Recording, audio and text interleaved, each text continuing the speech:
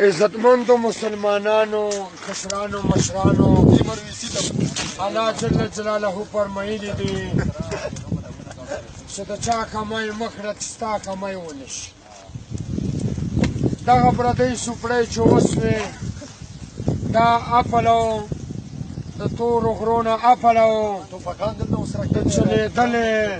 د کنچرې د رنډۍ د لولی بچي دا زمونږ او ستاسو په ترو کې جولا کولال پخ نداب دوم ملاتړ سره اعلان د الله په فضل سره یو نیم کال حکومت یې وکړ خو اخر شکر الحمدلله فتح بیرته افغانانو له الله پاک ورکړه ولې چې ومره بدماشۍ او ومره شمشیرونه تورې تبرګي سرټوکونه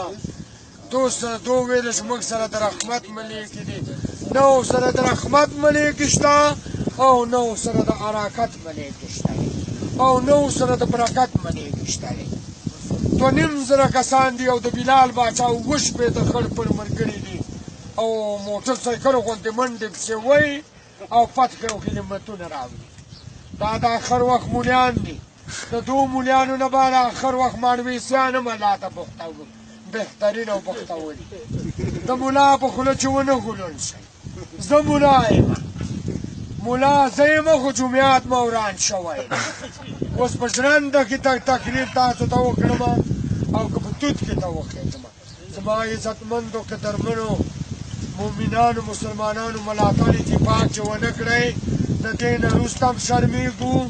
د دې نه وروسته هم بېعزته کېږو خو راشئ په نره افغانۍ د خپل پلار او نیکه تاریخ را ژوندی کړئ موږ په تاریخ څو ډوله وکړه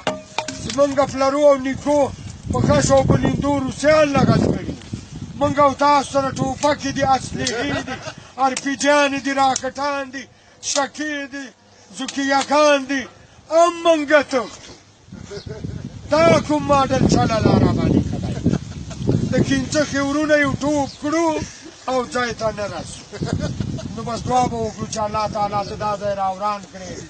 خدایه د رحم ګلۍ وکړې خدایه پاکه باقي وروره غټې غټې لانجې خلکو ته جوړې کړې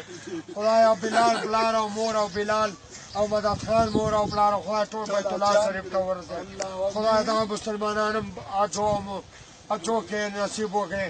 تاسو نه چې جلسات تیګه کې چې سر نه ورسوي بیا به